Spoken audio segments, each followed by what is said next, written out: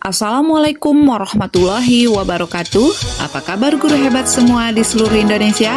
Perkenalkan, saya Ani Kurnia dari SDN Negeri 15 Bengkulu Tengah, calon guru penggerak Angkatan 6 Kabupaten Bengkulu Tengah. Perkenalkan, pembimbing saya yang pertama Bapak Herdi Mulyadi RH MPD sebagai fasilitator serta Ibu Juwita Asmara MPD sebagai pengajar praktik.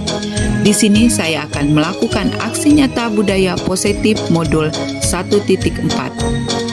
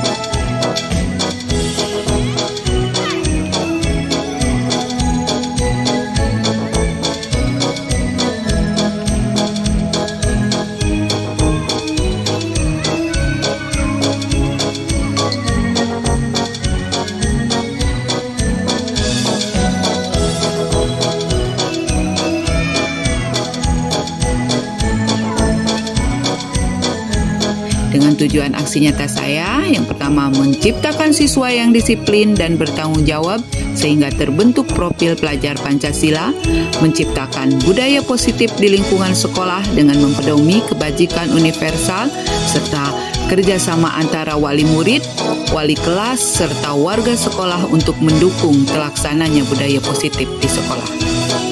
Berikut ini merupakan kegiatan diseminasi di sekolah mengenai pemahaman dan pengalaman penerapan budaya positif. Bismillahirrahmanirrahim. Assalamualaikum warahmatullahi wabarakatuh. Yang terhormat Bapak dan Ibu Guru beserta staf SDN Negeri 15 Bengkulu Tengah yang telah bersedia menyempatkan waktunya dalam acara ini. Di sini saya hanya berbagi dan berkolaborasi hasil dari pembelajaran saya, di mana saya sudah menyelesaikan modul 1 yang terdiri dari 1.1 sampai 4, di mana di sini 1.4 saya ditugaskan untuk membuat aksi nyata mengimbaskan hasil dari pembelajaran yang saya peroleh untuk mengimbaskan di sekolah tempat saya bertugas ini. Baiklah, di sini yang akan saya sampaikan merupakan tentang aksi nyata budaya positif materi modul 1.4. Sebelumnya, salam dan bahagia para guru hebat SDN Negeri 15 Bengkulu Tengah, bergerak bersama, saling mendukung dan berkolaborasi demi mewujudkan budaya positif di sekolah yang kita cintai ini. Konsep utama modul budaya positif yang pertama, perubahan paradigma belajar, disiplin positif, kebutuhan dasar manusia, motivasi perilaku manusia, posisi kontrol restitusi, serta segitiga restitusi. Ini yang kita akan bahas secara bersama-sama. Dan sebelumnya juga saya di sini bukan menggurui Bapak dan Ibu senior di sini, mungkin ada yang sudah mantan kepala sekolah. Di sini saya juga hanya sama-sama berkolaborasi dalam menerapkan perubahan paradigma belajar di sekolah yang kita cintai. Yang pertama, tentang pembelajaran dengan paradigma baru, di mana pembelajaran yang berorientasi pada penguatan kompetensi dan pengembangan karakter yang sesuai dengan nilai-nilai Pancasila. Di sini dalam arti kita menerapkan paradigma pembelajaran baru itu bahwa proses pembelajaran kita terhadap siswa ini kita perbaharui, di mana selama ini kita menganggap anak-anak di kelas kita yang kita bimbing ini kemampuannya sama, jadi kita mengajar materi itu langsung. Kalau di dalam pembelajaran dengan paradigma baru ini, kita mengajarkan bahwa siswa itu berkemampuan berbeda-beda. Misalnya, di dalam satu kelas ini, kita harus bisa mengelompokkan mana anak, misalnya dalam pembelajaran bahasa Indonesia, mana anak yang sudah lancar membaca dan mana anak yang belum lancar membaca. Jadi setiap kelas itu kebutuhan belajar anak itu berbeda-beda, tidak sama kemampuan anak itu. Jadi dalam arti ini kita sebagai seorang guru mengajarkan kepada anak-anak itu dikelompokkan. Jadi yang misalnya yang bacanya lancar itu misalnya dalam materi mungkin membuat teks. Nah, bagi kelompok yang belum lancar membaca melengkapi teks, tetapi sama-sama di dalam satu kelas. Jadi kan kalau selama ini kita mengajar itu secara langsung. Nah, kalau di dalam pembelajaran dengan paradigma baru, kita harus mengetahui kebutuhan anak terlebih dahulu. Lanjutnya, kita dengan proses pembelajaran paradigma baru ini berpedoman dengan tujuan utama kita, yaitu profil pelajar Pancasila, di mana profil pelajar Pancasila ini terdiri dari yang pertama, mungkin Bapak Ibu guru di sini tidak heran lagi tentang profil pelajar Pancasila yang sering kita disampaikan dan kita temui mungkin di KKP dan di KKS juga sering disampaikan bahwa profil pelajar Pancasila ini terdapat satu dari kalimat 6. Yang pertama, beriman bertakwa pada Tuhan yang Maha Esa dan berakhlak mulia, mandiri, bernalar kritis, kreatif, bergotong royong, serta berkebinekaan global. Jadi ini tujuan kita ini. Pembelajaran paradigma baru ini, pembelajarannya diperbaharui demi mewujudkan anak yang terbentuk dalam profil pelajar Pancasila. Lanjutnya, konsep utama dalam budaya positif. Sekarang mari kita membahas tentang konsep disiplin positif yang merupakan unsur utama dalam terwujudnya budaya positif yang cita-citakan di sekolah kita ini.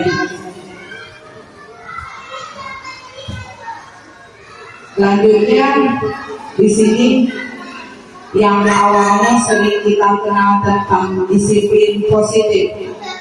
Mungkin Bapak dan Ibu guru di sini tidak heran tentang disiplin ini, karena itu merupakan konsumsi kita sehari-hari tentang disiplin positif ini. Nah, disiplin ini bisa juga untuk diri kita sendiri dan untuk siswa kita. Mungkin di sini ada Bapak dan Ibu guru juga ingin menyampaikan, boleh Bu, tentang disiplin yang selama ini kita terapkan di sekolah yang kita cintai ini. Di sini dalam budaya positif ini bahwa disiplin positif ini yang pertama, disiplin positif ini dimana yang pertama kita sama-sama lihat dalam budaya kita, makna kita disiplin dimaknai menjadi sesuatu yang dilakukan seseorang pada orang lain untuk mendapatkan kepatuhan. Kita cenderung menghubungkan kata disiplin ini dengan ketidaknyamanan. Mungkin di sini Bapak dan Ibu guru menerapkan disiplin kepada siswa kita yang selama ini kita terapkan ini mungkin sebuah peraturan ya. Peraturan yang harus kita taati. Mungkin ada yang bisa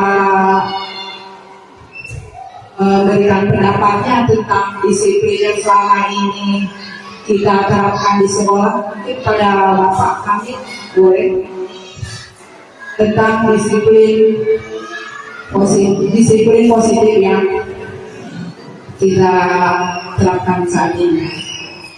Oke, ini mungkin maksudnya contoh ya Bu ya, contoh disiplin positif yang ada di sekolah kita.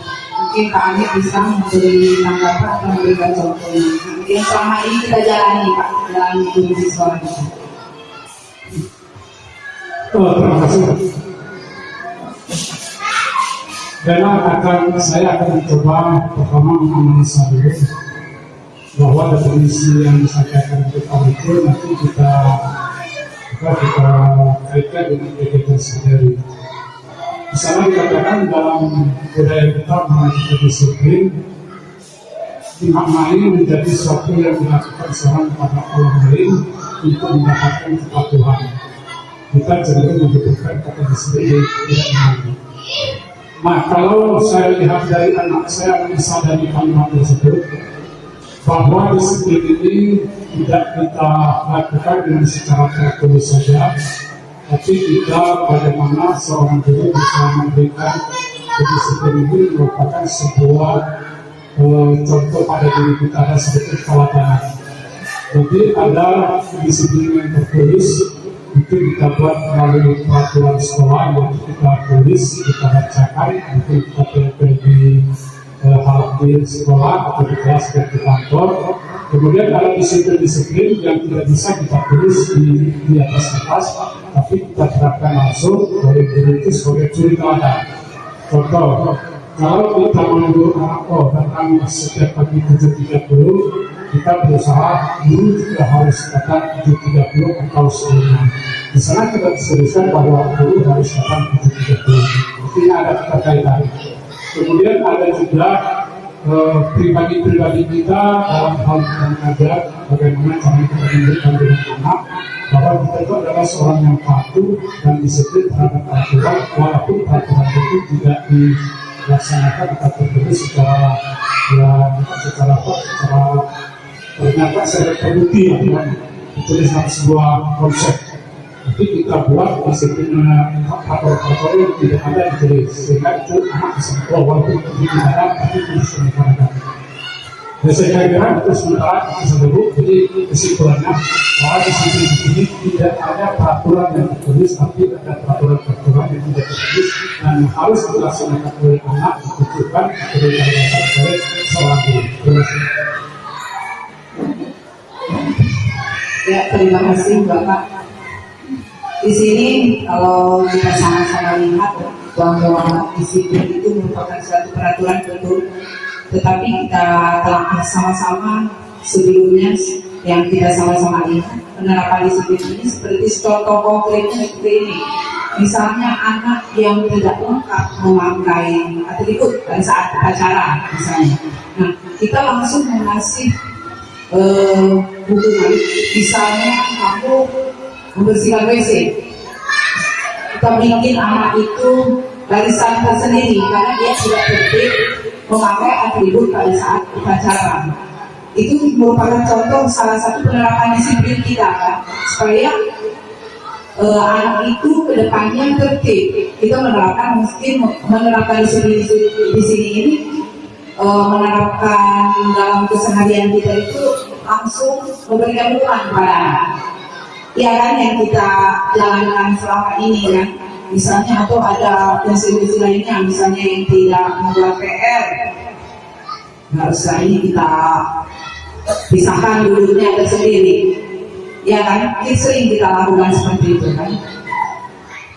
Nah di sini kita akan merubah kebiasaan yang kita jalankan selama ini, Bapak Ibu. Di mana di sini Bapak pakar pendidikan,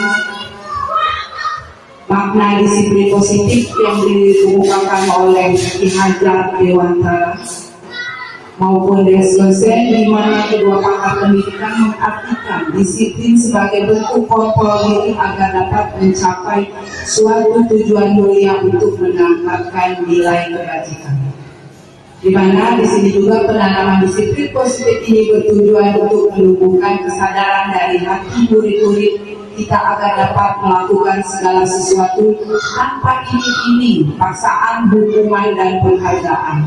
Nah, di dalam paradigma pembelajaran baru ini, penerapan disiplin positif ini jadi tidak hanya merupakan tata tertib yang harus dipatuhi. Kalau tidak boleh dipatuhi, kita akan mendapat hukuman untuk guru maupun untuk murid. Nah, di sini kita akan berusaha menumbuh kembangkan kesadaran diri tentang disiplin. Bahwa disiplin itu bukan hanya untuk orang lain, tetapi untuk diri kita sendiri.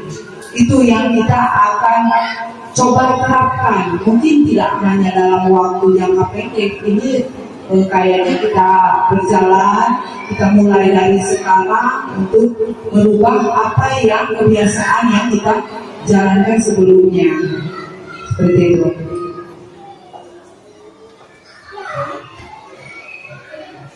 Di sini juga kita akan mengenalkan strategi apa yang selama ini Anda terapkan untuk menerapkan disiplin positif pada murid-murid Anda.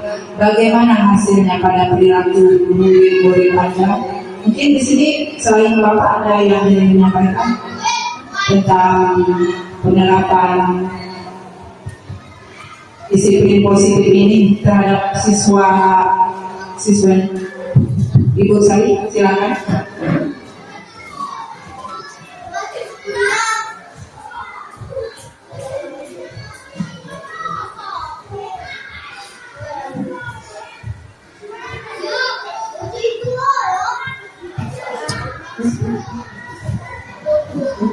Terima kasih atas kesempatannya. Saya mau sedikit pengalaman saya mengenai strategi yang telah saya terapkan dalam menanamkan disiplin positif pada siswa-siswa saya. Tidak bisa kita diri untuk menanamkan disiplin memang butuh suatu usaha yang agak sedikit keras. Kemudian menghadapi anak untuk menanamkan disiplin memang ada sedikit ketidaknyamanan seperti yang disampaikan oleh Ibu tadi. Untuk mengatasi ketidaknyamanan itu biasanya kita akan memberikan penghargaan ataupun hukuman. Nah, itu yang dibutuhkan untuk menanamkan disiplin awal sebelum menjadi suatu disiplin yang positif. Nah, setelah mereka memahami bahwa disiplin itu dibutuhkan mereka benar-benar dari mereka sendiri, maka akhirnya disiplin positif itu akan secara tidak langsung tertanam di diri mereka bahwa mereka disiplin itu bermanfaat untuk diri mereka. Misalnya seperti pada awal melaksanakan piket pagi, misalnya saya memberikan penghargaan kepada anak-anak yang paling rajin melaksanakan. Mungkin itu bukan suatu bentuk positif karena untuk awal penanganannya, namun lama-lama dengan sendirinya mereka menyadari bahwa kegiatan tersebut bermanfaat untuk diri mereka sendiri, akhirnya menjadi disiplin positif bagi diri mereka tanpa perlu penghargaan, tanpa perlu hukuman, dengan kesadaran sendiri. Mereka melaksanakan hal tersebut dan merasakan manfaat dari diri mereka.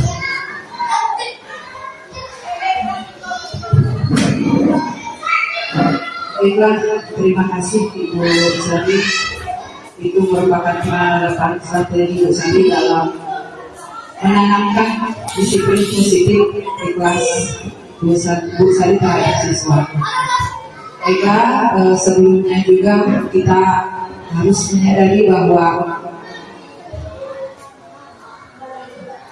kita mempunyai kebutuhan dasar manusia. Ada 5 kebutuhan dasar manusia Yang pertama, bertahan hidup. Jelas kita untuk bertahan hidup itu misalnya perlu makan, perlu minum. Selanjutnya juga kasih sayang dan rasa diterima. Jadi tidak hanya kita sebagai seorang guru yang memerlukan kasih sayang dan rasa diterima. Jadi seorang siswa juga membutuhkan kasih sayang dan rasa diterima. Jadi misalnya anak ini di dalam kelas ini tidak kemungkinan kita beraneka ragam karakter murid yang kita hadapi di dalam kelas.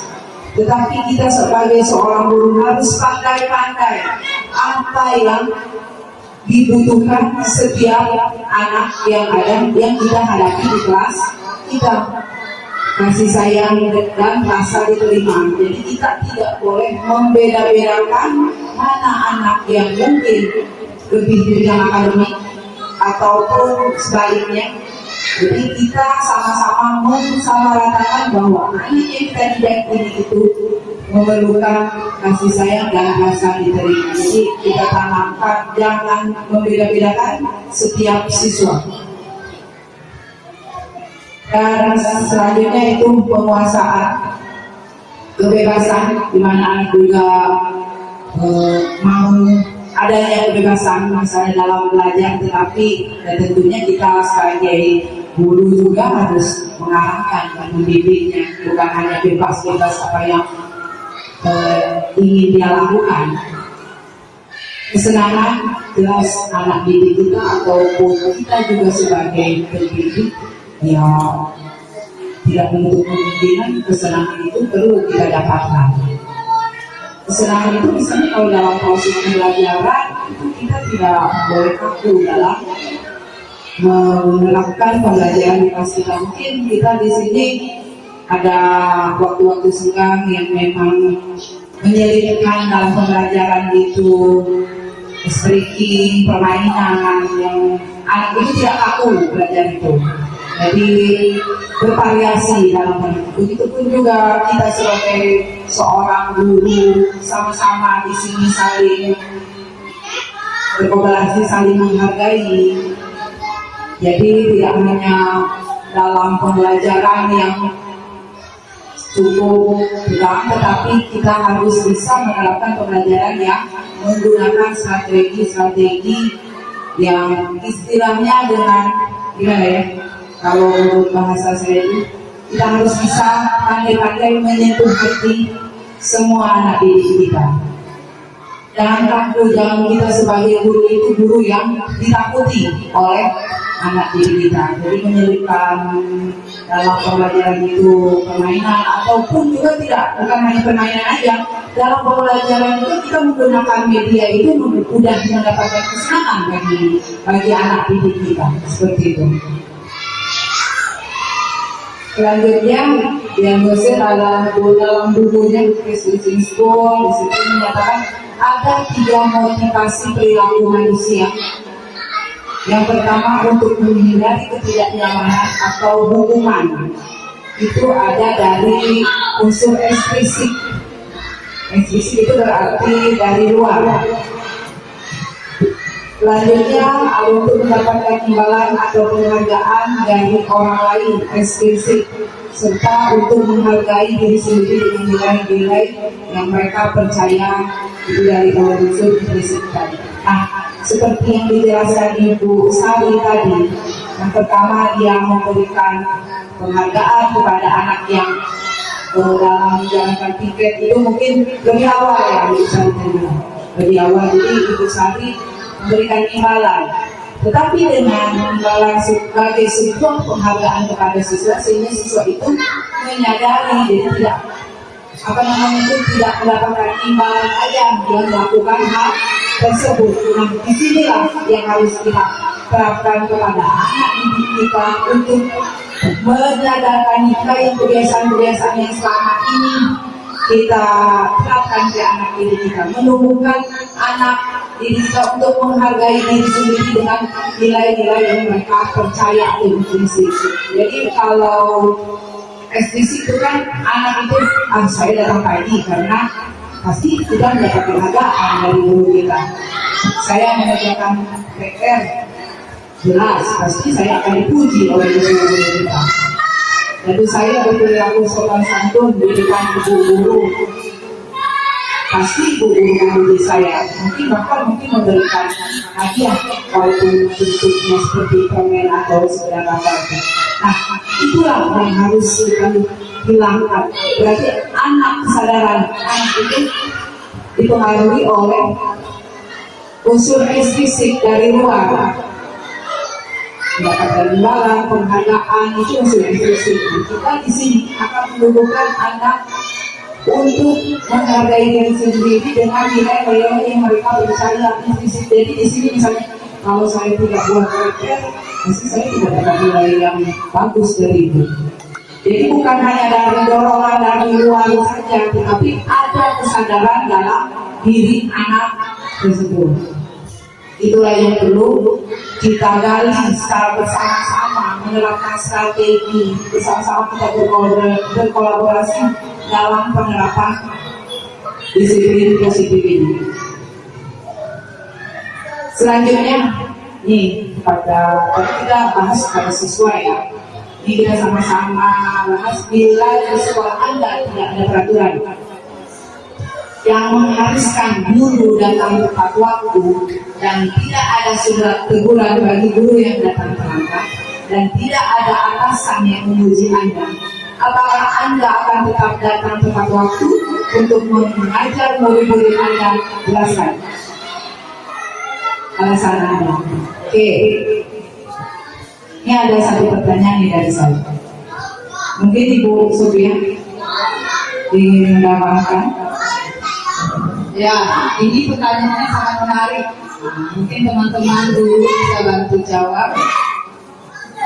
Ini balik ke diri kita sendiri. Bagaimana kita itu susahnya, maksudnya kesadaran kita untuk datang tepat waktu, alasannya apa?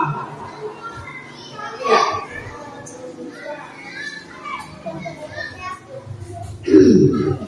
Terima kasih atas kesempatannya. Menurut saya, secara pribadi ya, masalah datang terlambat ini, memang kita sebagai guru itu menyadari bahwa kita memiliki tugas dan tanggung jawab kita terhadap anak. Dan di sini kalau menurut saya pribadi, memang kita itu selalu berusaha jangan sampai datang terlambat. Kalau guru datang terlambat, nah justru itu menurut saya kita secara pribadi, walaupun ada teguran, walaupun tidak, kita merasa dan melaksanakan tanggung jawab kita sebaik-baiknya. Dalam hal ini jangan datang terlambat, karena kita sudah menanti tugas-tugas itu di sekolah. Mulai dari pagi kan, untuk melihat sendiri anak-anak kita, mengawasi, apalagi kalau kita ini pendidikan di SD. Tentu anak-anak itu masih dalam umur usia yang masih kecil. Memang sangat-sangat membutuhkan perhatian dari kita sebagai guru. Harapan saya pribadi, semoga saja tidak terlambat. Begitu juga dengan teman-teman ya. Semoga kita berusaha datangnya lebih cepat dari murid, agar supaya kita bisa mengawasi dan melaksanakan tugas kita di sekolah dengan sebaik-baiknya. Demikian menurut saya. Terima kasih. Ya, silakan Pak. Terima kasih. Dari pernyataan itu kan pertanyaannya, apakah Anda akan tetap datang tepat waktu untuk mengajar murid-murid Anda belakang, walaupun Anda yang tidak senang? Sebenarnya selaku PNS, pegawai negeri sipil, memang kita tidak ada alasan kita harus makan tepat waktu, karena dulu terjadi. Tetapi bahwa hidup kita kan ada hidup di lingkungan sosial. Memang ada hal-hal yang tidak bisa kita tinggalkan, sepertinya ada yang kebaktian tukang duka, kemudian ada kebutuhan dalam rumah tangga yang tidak bisa diterima tenaga, ini akan membuat bahwa kita akan beramal. Tapi secara awal itu dari hati dan dalam, saya kira ketika suatu guru, walaupun tidak ada aturan apapun, ketika bisa datangnya tepat waktu. Tapi kalau ada yang mungkin dia harus merawat, baru harus tetap terang. Terima kasih Bu Setia dan Bapak yang memang merupakan guru senior, dan memang kita saksikan juga bersama-sama bahwa Bapak dan Ibu ini juga sebagai teladan di sekolah kita, dan kita sama-sama melihat bahwa beliau ini memang tidak diragukan lagi kalau masalah disiplin. Nah, di sini pun tidak semuanya yang memang ada dalam kesadaran dirinya. Maaf kalau ibu kepala sekolah bilang santai tidak mau kemungkinan Pak. Ada sebagian memang yang kalau ada kepala sekolah tidak sempat datang, kalau ada kepala sekolah. Nah, itulah yang kita harus hilangkan. Harus kita tanamkan itu kesadaran di diri kita sendiri bahwa tanggung jawab itu bukan kepada atasan, tetapi kepada anak murid kita, kepada masyarakat kita yang ada di depan sekolah ini sebagai kamera kita dalam menjalankan tugas di SDN 15 Komputer itu. Jadi saya juga minta kalau kepada yang ibu guru yang kita tidak dilakukan lagi lah siapa yang memang sudah menyadari tentang kewajibannya. Tapi saya juga minta kepada rekan-rekan yang memang ya tidak menutup kemungkinan. Jadi saya juga bukan saya merasa orang yang benar selalu, tapi kita sama-sama untuk menumbuhkan diri kita atas kesadaran diri kita bahwa tanggung jawab itu bukan kepada atasan kita, bukan kepada kepala sekolah, bukan karena ada pujian dari penghargaan dari kepala sekolah, tetapi kita harus menyadari menumbuhkan kesadaran diri kita terhadap anak didik kita, terhadap lingkungan sekolah kita yang memang menjadi kamera bagi kita. Itulah yang harus kita tumbuhkan, harus kita biasakan menjadi kebiasaan yang harus kita jalankan. Jangan teriak-teriak. Selanjutnya di sini konsep disiplin dengan identitas gagal. Ini yang sering kita jalankan ini, penerapan disiplin ini merupakan hukuman. Hukuman ini Bapak Ibu dapat mengakibatkan yang pertama menyakitkan, tidak nyaman, murid takut, memaksa, murid menyembunyikan kesalahan, murid menjadi rendah diri. Jadi secara tidak langsung dalam penerapan disiplin ini yang berbentuk hukuman, misalnya tadi anak yang terlambat mungkin kita suruh membersihkan WC, itu kan secara tidak langsung kan menyakitkan hati mereka. Dia sudah datang ke sekolah terlambat, mungkin ada hal-hal yang bikin terlambat itu, kita perintahkan membersihkan WC, membuang sampah. Nah, jadi membuat tidak nyaman. Selain itu juga mungkin dia ada anak kita yang kita tidak tahu permasalahannya itu sampai dia tidak bisa membuat PR datang ke sekolah. Karena adanya sering kita terapkan hukuman, anak itu merasa takut. Saudara pasti disuruh dekat di depan oleh ibu karena saya tidak mengerjakan PR.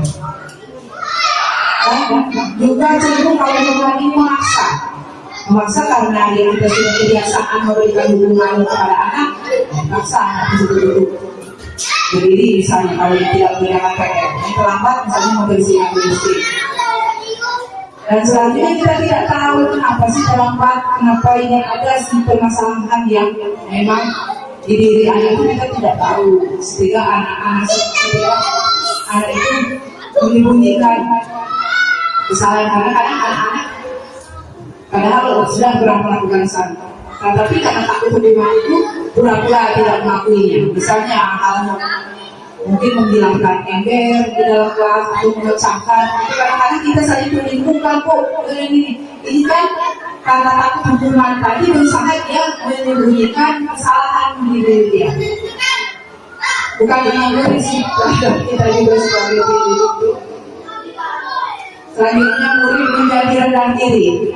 Ya, karena kenapa? Karena penerapan hukuman yang tadi, anak membersihkan WC, anak disuruh tidak mungkin di dalam kelas walaupun cuma di belakang menit itu, mereka merasa rendah dirinya karena dia dilihat oleh teman-teman yang lainnya.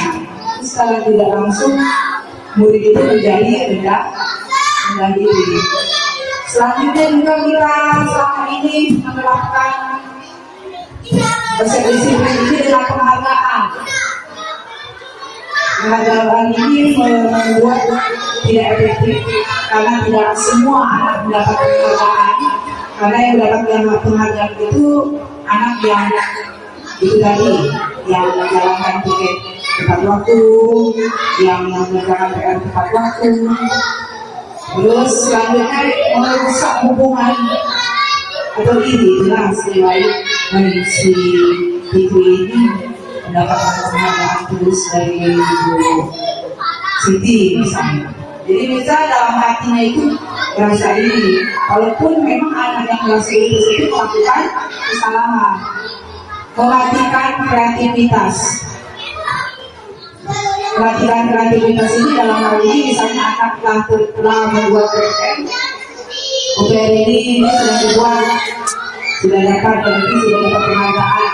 Memang ada anak yang memang akademiknya itu tinggi, selain membuat PR, dia akan mengkreasikan PR tersebut mungkin dengan keterampilan dia mendapatkan. Tetapi karena tadi kalau sudah membuat PR mendapat penghargaan, membuat PR aja.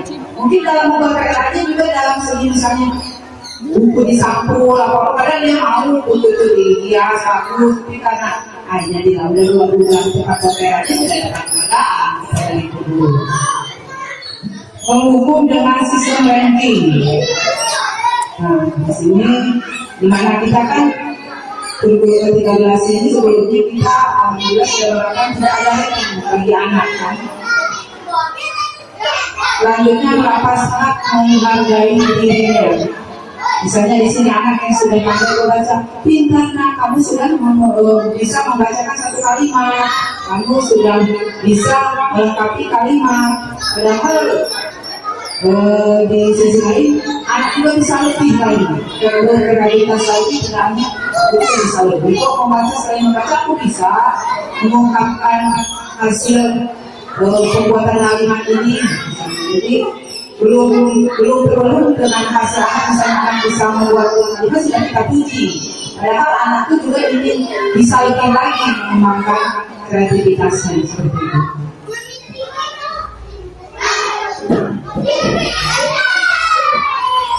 Selanjutnya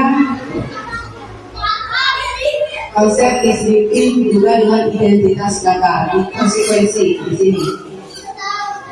Yang pertama penguatan jangka pendek, perlu monitoring, murid menghormati peraturan, memaksa, kehilangan waktu, menembus kesalahan serta kontrol ekstrinsik. Di sini mungkin tidak heran lagi dengan kata-kata konsekuensi. Nah di sini akan kita jabarkan apa sih konsekuensi itu. Misalnya kita telah membuat peraturan misalnya dalam pembelajaran di dalam kelas ya. Sekarang misalnya contoh pembelajaran di luar kelas seperti praktek secara langsung, misalnya dalam pembelajaran olahraga. Kita sudah buka misalnya sudah membuat peraturan bagi yang lambat ke lapangan itu lari 2 kali keliling lapangan sekolah. Nah itu merupakan salah satu contoh konsekuensi karena kata tertib sudah kita buat jadi anak menyadari bahwa kalau anak terlambat akan lari mengelilingi lapangan. Itu salah satu contoh konsekuensi. Jadi apa namanya itu perlu kita monitoring, perlu keluarkan peraturan, dia jelas anak-anak tadi misalnya melakukan kesalahan. Lalu misalkan tahu akibat melakukan kesalahan ini, misalnya terlambat kasih masuk lapangan itu mengelilingi lapangan langsung dia merasa hadap. Karena itu hubungan bagi dia terlambat ke lapangan. Itu cenderung memaksa serta kehilangan waktu untuk menebus kesalahan. Ya, dia mungkin yang lain sudah berbaris rapi, sudah apa, dia kecapean karena mendapat dukungan tadi. Itulah adanya kompromisasi dari luar, dorongan yang kita lakukan dari luar. Nah, kita di sini dengan konsep disiplin identitas sadar tadi, kita akan sama-sama membuat strategi penerapan disiplin ini dengan cara restitusi. Inilah yang akan kita terapkan sekarang, yang tidak akan merubah kebiasaan-kebiasaan sebelumnya yang kita terapkan, menerapkan hukuman, membuat peraturan yang kalau tidak ditaati sudah diterapkan ini loh, kalau kamu tidak merembet ini presidensinya, kamu terlambat dalam berarti pemberian olahraga ini lapangan. Nah, ini kita akan sama-sama menerapkan kebiasaan yang selama ini kita jalankan dengan restitusi. Restitusi ini dalam penerapan restitusi ini murid bisa bertanggung jawab atas perbuatannya, memecahkan masalah untuk jangka panjang, murid menghormati dirinya dengan orang lain, kontrol intrinsik, murid bersama memperbaiki kesalahan. Di sini misalnya murid bertanggung jawab atas perbuatannya. Kita tanya, misalnya anak ini tidak membuat PR itu, kita tanya alasannya apa, dan kita pecahkan sama-sama. Oh Bu, mungkin saya tidak sempat membuat PR ini, saya malah lagi pergi sama ibu dan bapak saya, jadi saya sampai di mana itu begini Pak. Tapi kita sudah tahu itu permasalahan anak tidak sampai membuat PR. Jadi kita memecahkan permasalahan itu dalam jangka panjang. Murid menghormati dirinya dengan orang lain. Kontrol intrinsik itu dari diri kita, dari diri anak dan dari diri kita juga. Murid bersemangat memperbaiki kesalahan. Ini mungkin kalau dalam secara garis besar mungkin seperti apa sih itu restitusi ini. Kalau menurut saya lebih baik kita ke salah satu contoh prakteknya ya.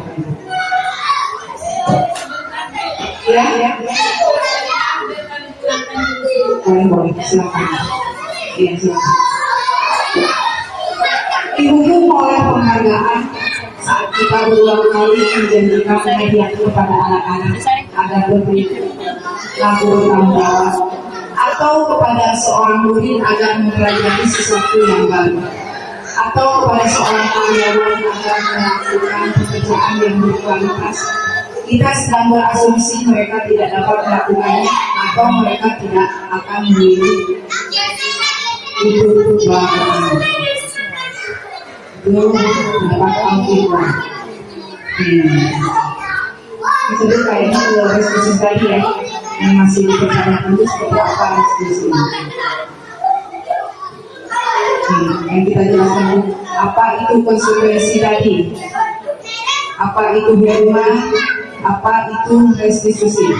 Kita pelajari bersama-sama ya, itu bahwa restitusi ini merupakan sebuah cara menanamkan disiplin positif pada murid, di mana restitusi ini merupakan proses menciptakan kondisi bagi murid untuk memperbaiki kesalahan mereka, sehingga mereka bisa kembali pada pokok mereka dan karakter yang lebih kuat. Restitusi juga adalah proses kolaboratif yang mengajarkan murid untuk mencari solusi untuk masalah dan membantu murid berpikir tentang orang seperti apa yang mereka inginkan nantinya dan bagaimana mereka harus memperlakukan orang lain. Tentang restitusi ini membantu murid menjadi lebih memiliki tujuan disiplin positif dan memulihkan dirinya setelah berbuat salah. Itu pengertian dari restitusi. Ciri-ciri restitusi ini yang pertama bukan menebus kesalahan, melainkan belajar dari kesalahan.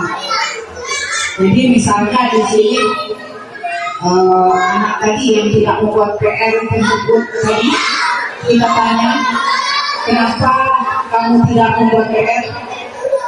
Setelah itu kita bandingkan juga bahwa tidak hanya kamu yang pernah melakukan kesalahan tidak membuat PR, tetapi teman-teman kamu juga pernah melakukan kesalahan.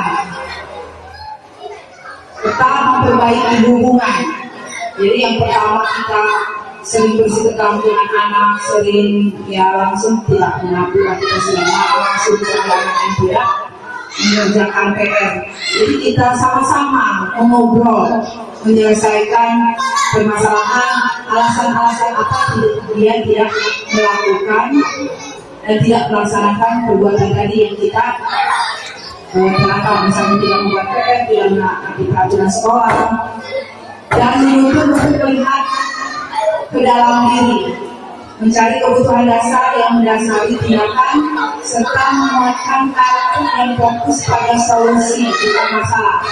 Nah, kita dengan anak itu dalam penerapan restitusi ini mencari solusi apa yang permasalahan yang anak berbuat tadi. Selanjutnya, di sini misalnya dalam perbedaan contoh kasus murid yang terdapat di sekolah. Kalau hubungan, tadi kan penjelasannya mungkin lebih konkretnya seperti ini, Bapak. Hubungan itu murid membersih-bersih kata saya tadi. Terus guru marah dengan kata kasar. Nah, kalau contoh konsekuensi, murid tidak istirahat karena menyelesaikan tugas yang tertinggal akibat terlambat. Itu karena sudah ada konsekuensinya bagi anak yang tidak menyelesaikan tugas, diselesaikan pada jam istirahat agar tugas tersebut selesai. Guru tegas dan murid menaati peraturan. Nah, sekarang kalau restitusi, guru pertama menggunakan keyakinan khas, membantu murid menyelesaikan masalahnya, serta guru terbuka dan murid menghormati dirinya dan orang lain. Mungkin masih bingung ya tentang restitusi. Kalau dengan hubungan itu memang sudah kebiasaan kan yang sebelumnya kita terapkan. Konsekuensi juga bahwa kita telah misalnya kita membuat kata tertib, tetapi anak melanggar, itu sudah ditanamkan di tata tertib apabila melanggar kata tertib itu akibatnya misalnya murid tadi tidak bersehat karena menyelesaikan tugas, menyelesaikan PR, itu anak kan sudah tahu itu sudah ada aturan tertulis, peraturan tertulis. Nah, kita akan menerapkan restitusi ini dalam paradigma pembelajaran baru ini. Itu masih bingung bagaimana penerapan restitusi ini. Ini misalnya nih, ini sebelum menerapkan restitusi ini, seorang guru itu harus mempunyai 5 prosesi kontrol restitusi. Yang pertama itu penghukum, pembuat rasa bersalah, teman, pemantau, serta manajer. Kira-kira kita ini selama ini di posisi mana, Bapak Ibu? Di mana?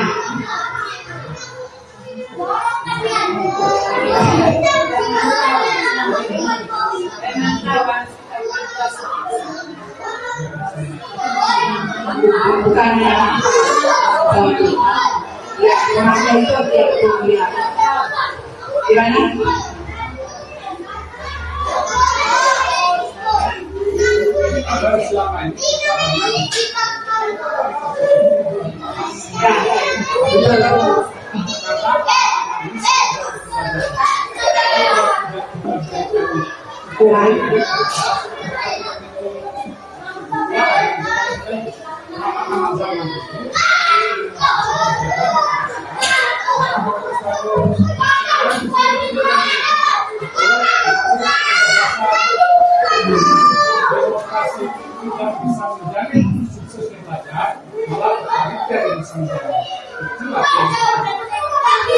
itulah yang akan kita hilangkan.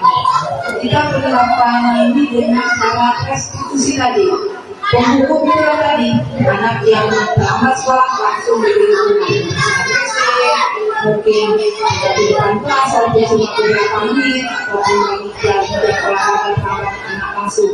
Tadi dikasih hukuman itulah penghukum. Pembuat rasa bersalah, pembuat rasa sering kan kita misalnya anak yang tidak mengerjakan PR atau tidak menyelesaikan tugas dalam proses pembelajaran kita. Kan sudah ibu bilang, nah ibu udah capek-capek merangkang dari tadi berjam-jam, tidak kamu buat juga. Itu secara tidak langsung itu pada anak itu membuat rasa bersalah, itu contoh salah satu membuat rasa bersalah tadi. Tapi kalau posisi kita sebagai teman, kita gandeng, anak kamu tidak menyelesaikan tugas, apa permasalahannya? Nah itu salah satu contoh. Kita sekarang guru itu posisinya sebagai teman, itu terhadap guru sama halnya juga terhadap sama-sama kita sebagai seorang guru. Tugasnya itu pemantau. Pemantau ini misalnya kita ini kan melaksanakan piket ya, piket guru piket, bahwa guru piket ini misalnya datang lebih awal kan, lebih awal guru dia masuk, anak guru sudah ada di depan kelas. Di depan kelas dan sudah ada juga di depan gerbang untuk menyalami anak. Misalnya salah satu contoh pemantau misalnya kita lihat kita memantau anak-anak, mungkin ada lah, bukan kita tidak ini, ada anak misalnya yang tidak memakai ikat pinggang. Nah itulah memantau langsung ya. Kenapa kamu tidak memakai ikat pinggang? Itu bentar lagi dia bakal upacara, ikat pinggang itu harus lengkap. Mungkin ada juga yang kenapa kamu tidak memakai sepatu hitam? Kan sudah kita sepakati bahwa sekolah kita ini memakai sepatu hitam. Itulah pemantau. Tetapi selain memantau, dia langsung memberikan hukuman. Kamu misalnya karena itu tadi, karena penerapan disiplin, takutnya dia memakai sepatu yang tidak seragam karena tidak menerapkan disiplin tadi, dibiarkan. Tapi secara spontan kita langsung, karena kamu tidak menaati peraturan tadi, tidak memakai sepatu hitam, nah kamu terpaksa ya anak ya tidak memakai sepatu, karena nanti kalau ibu biarkan, kamu yang lain akan menuruti tidak memakai sepatu warna hitam tersebut. Itu pemantau. Nah kalau manajer, inilah tugas Bapak Ibu. Saya juga di sini, kita harus menerapkan sebagai posisi manajer, di mana kita seorang manajer ini mencari permasalahan apa yang anak ini kita berbuat, dan cari sumber masalahnya apa. Nah yang tidak bisa menyelesaikan kayak tadi, tidak menaati tata tertib, kita cari apa alasannya, kita pecahkan sama-sama, kita kasih semangat kepada anak bahwa misalnya ada anak itu kan sudah memberikan alasan ini, kita cari solusi sama-sama. Jadi anak itu bukan langsung spontan di depan semua orang kita langsung buku, tetapi kita panggil anak itu, bukan berarti kita hakimi, tetapi kita cari solusi, kita kasih tawaran ke anak tersebut. Seperti itu. Itulah yang kita akan terapkan. Mungkin tidak secara instan Bapak Ibu yang kita terapkan ini, tetapi kita harus melakukan pembiasaan ini yang harus kita terapkan. Itulah saya ya bertugas untuk mengimbaskan budaya positif.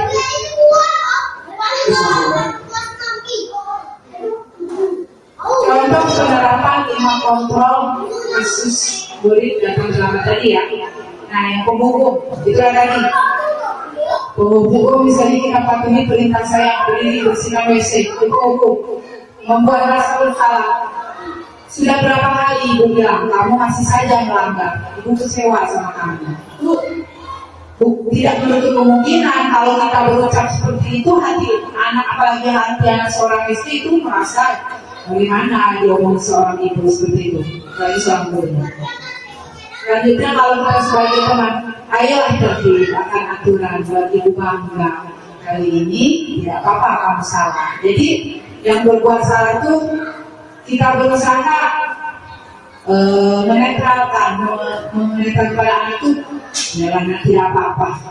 Kita coba, kita cari solusi. Dan nanti kamu harus tertib ya, jangan ulang lagi kesalahan yang kamu perbuat ini.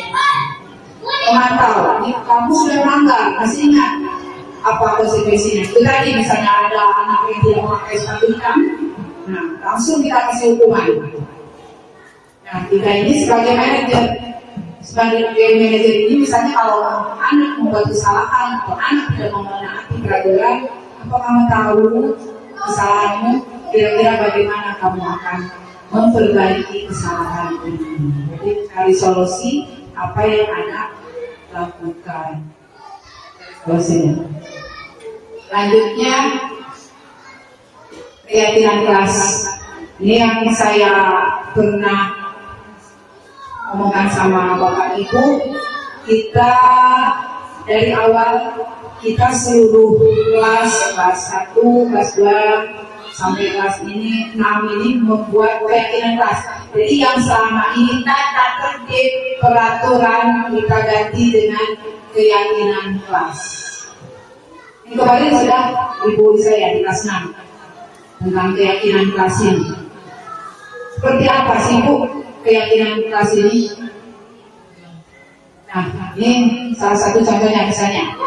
Keyakinan kelas ini dalam bentuk kesepakatan kelas, bisa di sini di kelas 6 misalnya disiplin, tepat waktu, jangan makan di dalam kelas, tidak boleh membuli, sopan santun, tertib di dalam kelas, keluar kelas dengan izin guru, wajib pikir kelas, membuang sampah pada tempatnya. Nah ini merupakan salah satu contoh kesepakatan kelas yang dibuat bersama-sama kepada anak, dimusyawarahkan. Ayo nak kita buat kesepakatan kelas ini. Selain kesepakatan atau aturan yang harus anak taati juga, anak buat impiannya. Kalau menjadi anak disiplin ini seperti apa, menjadi spontan satu ini seperti apa, seperti itu ya. Ini salah satu contoh kesepakatan kelas yang perlu Bapak Ibu buat mulai dari sekarang. Kemarin sudah ada yang buat ya, beberapa kelas, jadi belum semuanya. Kesepakatan ini dibuatnya secara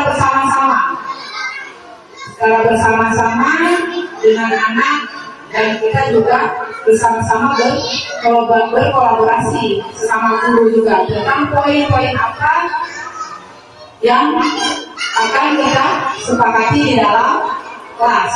Seperti itu. Kira-kira bisa Bapak Ibu? Terima kasih. Selanjutnya, nih, mengapa keyakinan kelas bukan peraturan kelas? Mengapa kita memiliki peraturan tentang penggunaan helm pada saat mengendarai kendaraan roda 2? Kenapa kita harus menggunakan masker dan mencuci tangan setiap saat? Nah, di dalam dua pertanyaan ini ada yang bisa menjawab? Kira-kira. Boleh tentang baik, saya akan mencoba menjawab mengapa keyakinan bukan peraturan. Kalau peraturan itu biasanya ada sanksinya, ya kan? Kalau keyakinan ini itu kembali ke diri kita sendiri. Kalau itu dilaksanakan, toh untuk diri kita itulah, kepentingannya untuk diri kita itulah. Contohnya di sini, kenapa kita memiliki peraturan tentang penggunaan helm pada saat mengendarai kendaraan? Nah ini juga bisa peraturan, karena kalau dilanggar ada sanksinya. Ini juga bisa keyakinan kita, karena ini untuk demi keselamatan kita sendiri. Tapi menggunakan helm kan bisa melindungi apa? Ya, juga. Terima kasih Ibu Lisa. Nah begitu, ya itu Bapak Ibu. Jadi mengapa kita memiliki peraturan tentang penggunaan helm pada saat mengendarai kendaraan roda 2? Jadi kita bukan hanya menaati peraturan, tapi kita menyadari bahwa memakai helm itu untuk keselamatan kita. Nah itulah yang kita akan tumbuhkan. dari untuk murid dan untuk diri kita sendiri. Yang kedua, mengapa kita harus menggunakan masker dan mencuci tangan setiap saat? Oleh siapa yang Ibu Roslin mungkin. Mengapa kita harus menggunakan masker dan mencuci tangan setiap saat?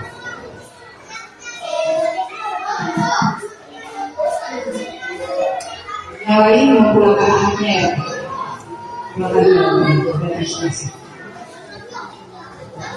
Terima kasih sama Ibu Kepala Sekolah yang kami hormati dan juga Bapak Ibu Guru yang saya sangat sayangi.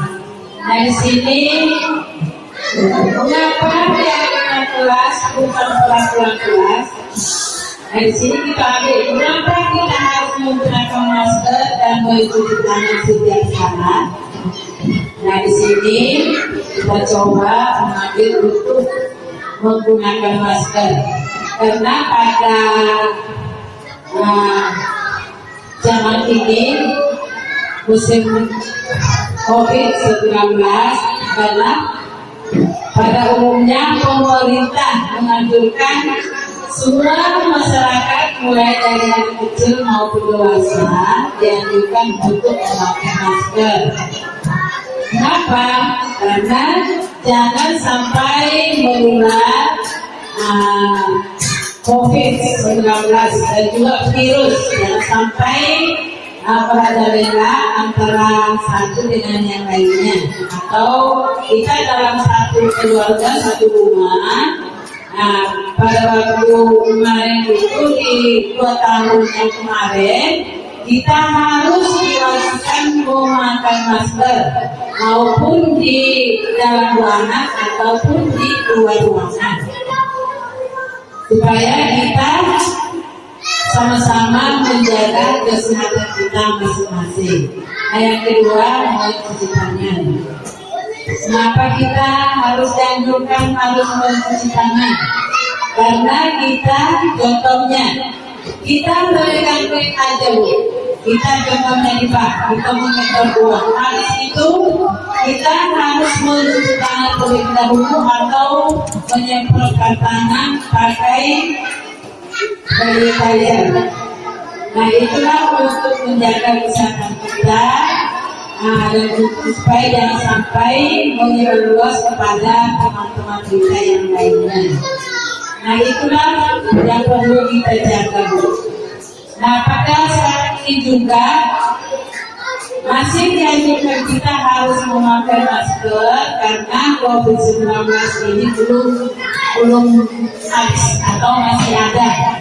Jadi dianjurkan oleh pakar medis atau oleh kesehatan kita jangan sampai putus memakai masker apalagi kita masuk rumah sakit itu. Kalau kita masuk ke rumah sakit, contohnya kita kunjungan, kalau tidak memakai masker kita tidak suruh masuk ke dalam ruangan. Karena apa? Karena jangan sampai terjadi lagi atau menular COVID-19 yang lalu kepada teman kita atau apalagi yang kita kunjungi yang sakit tersebut. Nah itulah artinya untuk menjaga atau menggunakan masker dan juga mencuci tangan kita dianjurkan. Terima kasih. Itulah yang bisa saya jelaskan. Terima kasih. Baik Bu, kesimpulannya berarti ini bukan hanya sekedar himbauan, bukan hanya sekedar himbauan dari kesehatan, balik-balik untuk kepentingan diri kita sendiri. Dengan kita menggunakan masker itu akan menghindari kita dari tertularnya penyakit. Dengan kita mencuci tangan itu tangan kita akan selalu bersih dan tidak adanya bakteri atau kuman. Intinya keyakinan dan peraturan itu kembali lagi untuk diri kita sendiri. Ya bukan karena ada dorongan dari orang lain, tapi kesadaran diri kita sendiri. Misalnya memakai itu memang peraturan lalu lintas harus kita taati. Tapi bahwa peraturan itu merupakan untuk keselamatan kita sendiri, itulah tubuh di dalam diri kita. Begitu juga memakai masker dan mencuci tangan itu juga merupakan kepentingan kebutuhan untuk kita sendiri. Jadi kesadaran diri kita bukan hanya ada paksaan atau peraturan dari orang lain.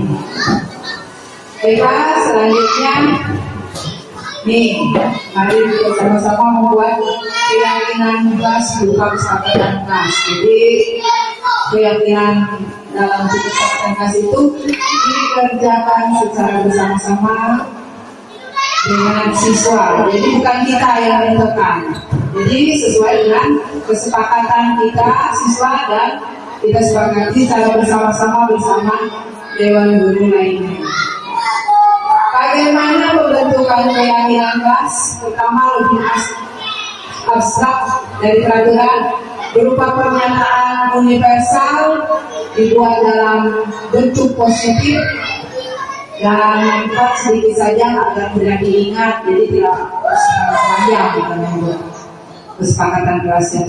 Dan sesuai dengan kondisi, kita sesuaikan dengan kondisi sekolah dan warga sekolah yang dilibatkan saat membuat. Jadi kita sesuaikan dengan sekolah kita, sesuaikan dengan kelas kita dalam pembuatan kesepakatan kelas ini dalam bentuk keyakinan kelas ini. Disesuaikan dengan kondisi sekolahnya. Yang restitusi, ini beberapa kali tentang restitusi ini mungkin masih ingat bahwa restitusi adalah proses menciptakan kondisi bagi murid untuk memperbaiki kesalahan mereka sehingga mereka bisa kembali pada kelompok mereka dengan karakter yang lebih kuat. Konsen tahun 2004. Restitusi juga merupakan proses kolaboratif yang mengajarkan murid untuk mencari solusi untuk masalah mereka dan membuat murid berpikir tentang orang seperti apa yang mereka inginkan dan bagaimana mereka harus memperlakukan orang lain. Tuh pengajar ini segitiga restitusi. Kamu tentu punya alasan mengapa melakukan ini. Adakah cara yang lebih efektif untuk mendapatkan apa yang kamu butuhkan sebagai validasi tindakan yang salah? Keyakinan kelas apa yang kita sepakati? Ini menanyakan keyakinan. Kamu ingin menjadi orang seperti apa? Itu menstabilkan identitas. Ini lebih ke contoh konkret ya, seperti ini misalnya. Ini segitiga realisasi ini seperti apa sih Bu menstabilkan identitas ini?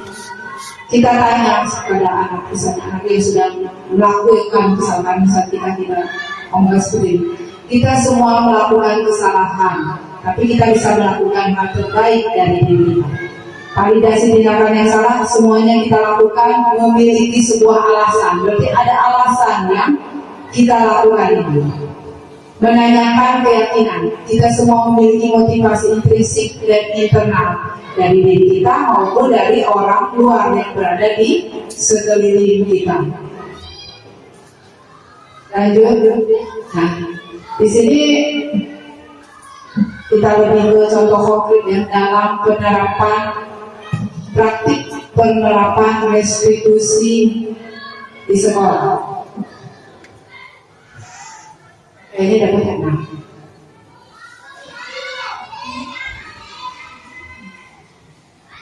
Udah nggak? Ya. Kalau bersamaan kan, boleh minta satu untuk memutarkan salah satu yang video yang atas dalam penerapan segitiga restitusi. Kayaknya masih bingung ya bagaimana sih Bu menerapkan segitiga restitusi ini. Yang pertama,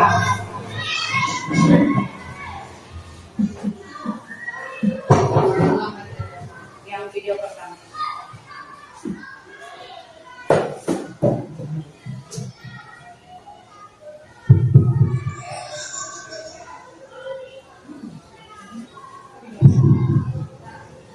di belakang.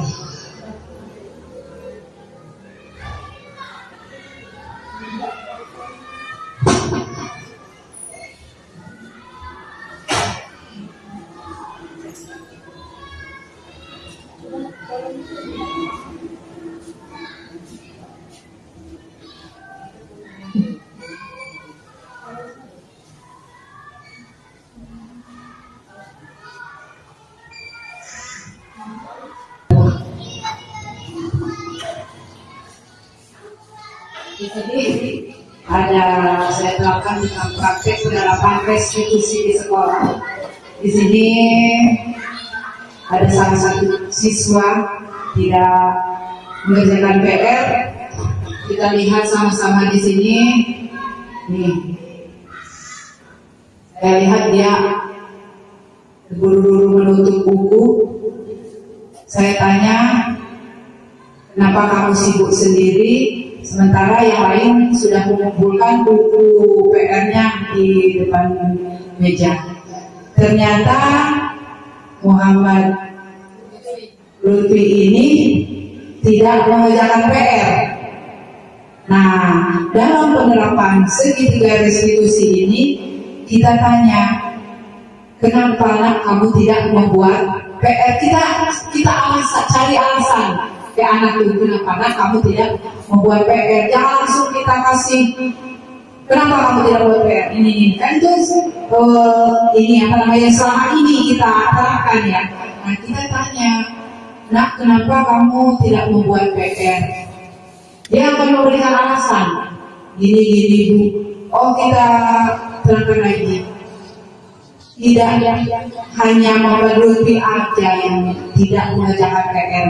Anak-anak yang lain juga pernah melakukan kesalahan seperti kamu, tidak membuat PR. Nah, terus kita tanyakan lagi. Tadi kan kita sudah sepakat nih tentang sudah adanya kesepakatan kelas tadi. Nah, kita tanya, kira-kira apa yang Lutfi lakukan ini melanggar keyakinan kelas ya? Masih anak melanggar Bu. Kira-kira melanggar keyakinan kelas yang mana? Disiplin, misalnya salah satu disiplin waktu karena tidak mengerjakan PR tadi, berarti tidak disiplin dan tidak bertanggung jawab atas tugas yang telah diberikan kepada Lutfi tadi. Nah, oh, kita tanya seperti itu. Kamu sudah tahu, berarti kamu melanggar kesepakatan kelas, tidak bertanggung jawab dan tidak disiplin. Nah, kita tanya lagi, kira-kira nanti setelah melakukan kesalahan ini, apa yang nanti kamu akan lakukan?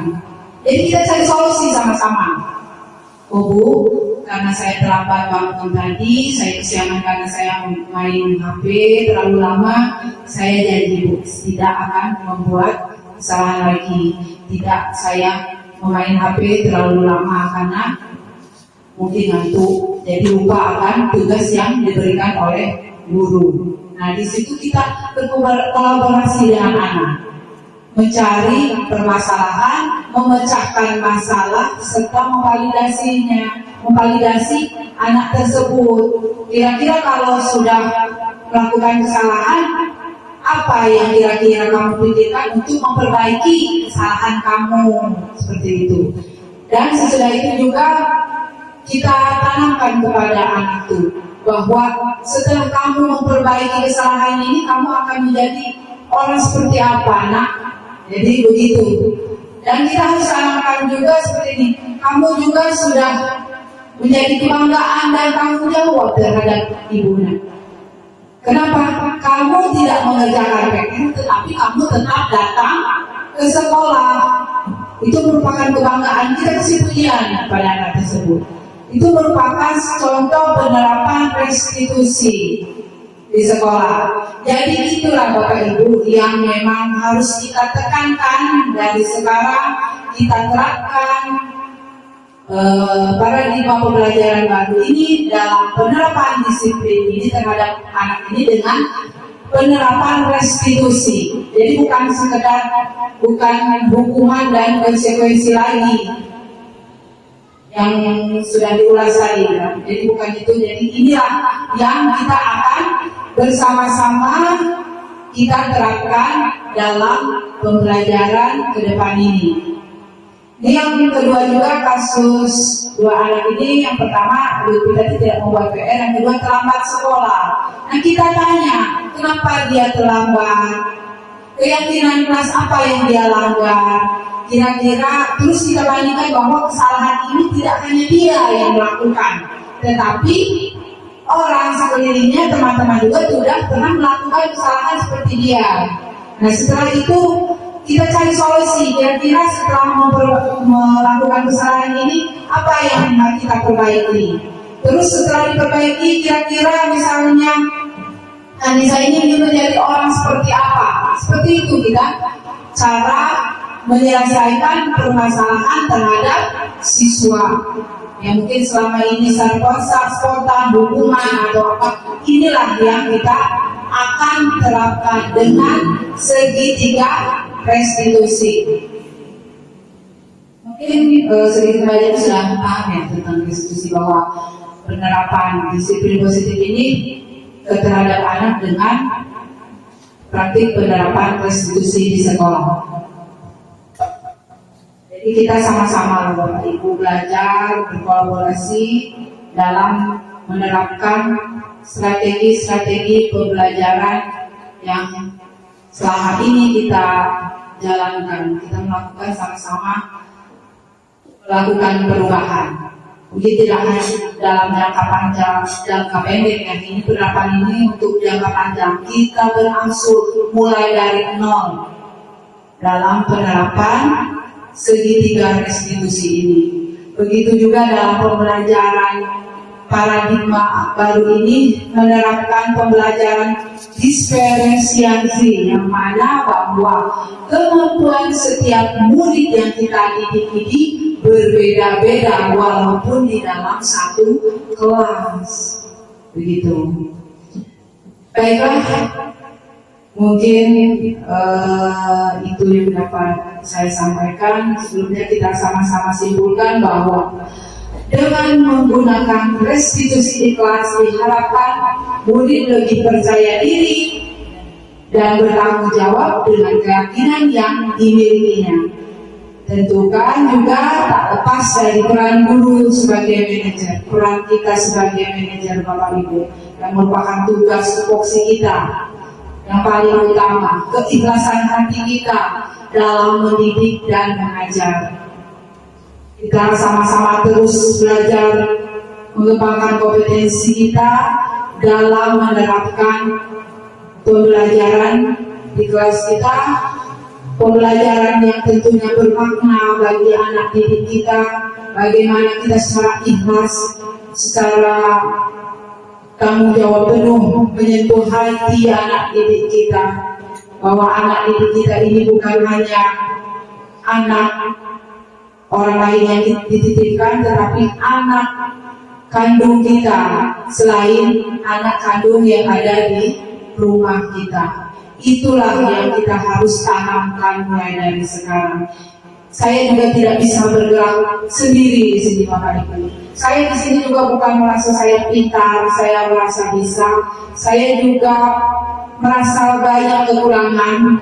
Yang tentunya di sini juga banyak Bapak Ibu guru senior, bahkan mungkin di umurnya juga yang ada di bawah saya juga mungkin pengalamannya lebih.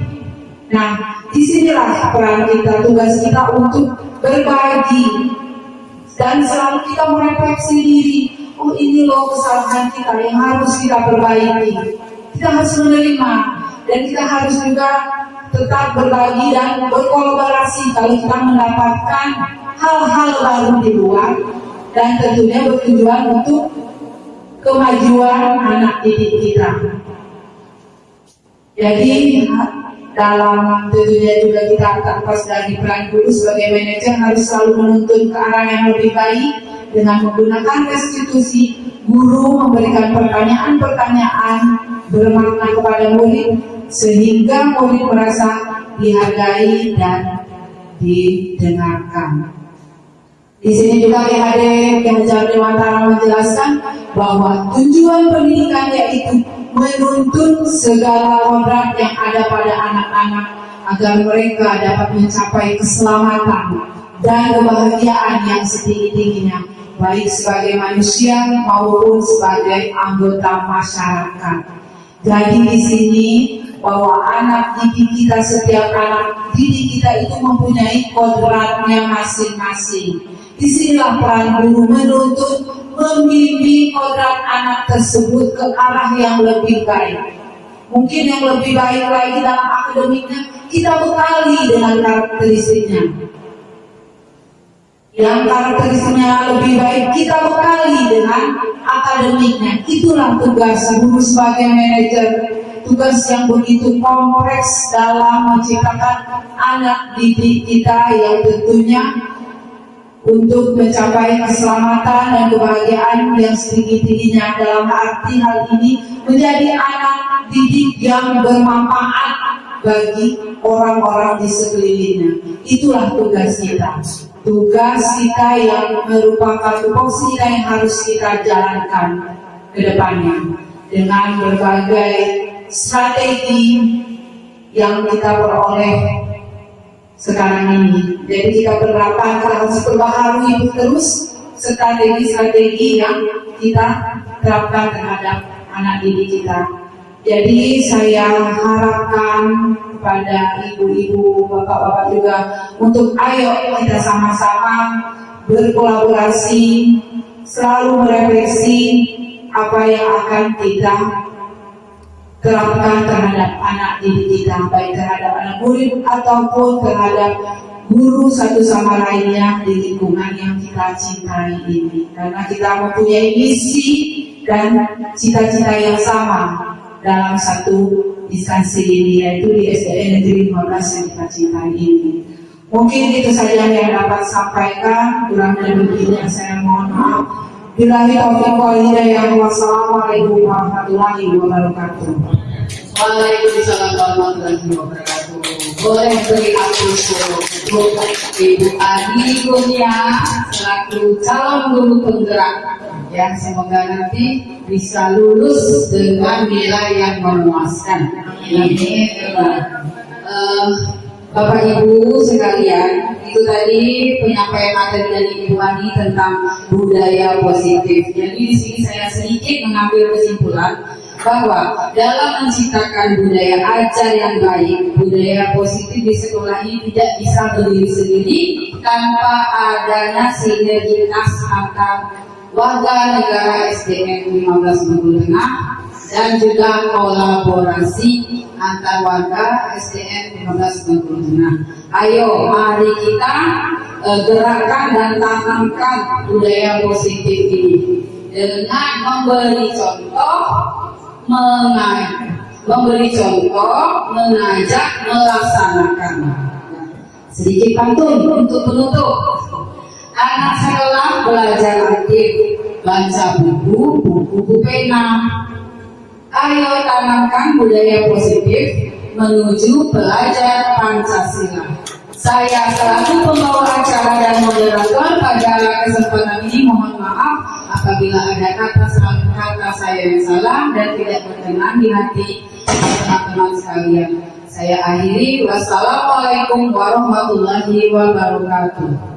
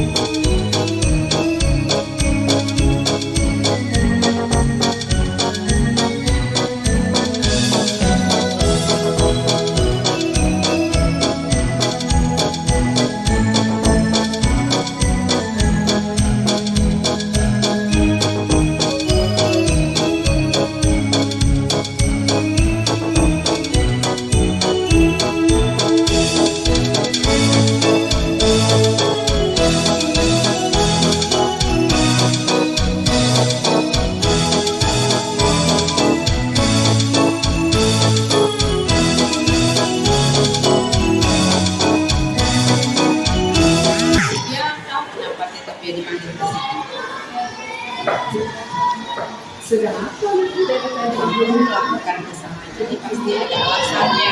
Sebelumnya juga teman-teman kamu pernah melakukan kesalahan ini, terlambat datang ke sekolah.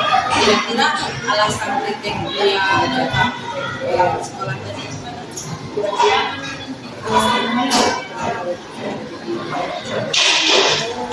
kira-kira apa yang dilakukan kriteria ini melanggar keyakinan kelas apa tidak?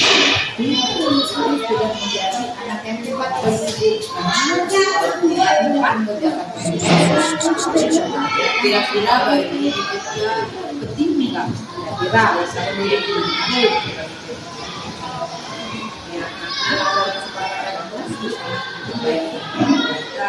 Terus, nah kalau penting kira-kira tindakan apa yang akan dia lakukan ke depannya? Ya, saya akan menjadi jawab buat yang melalaikan tugas PR.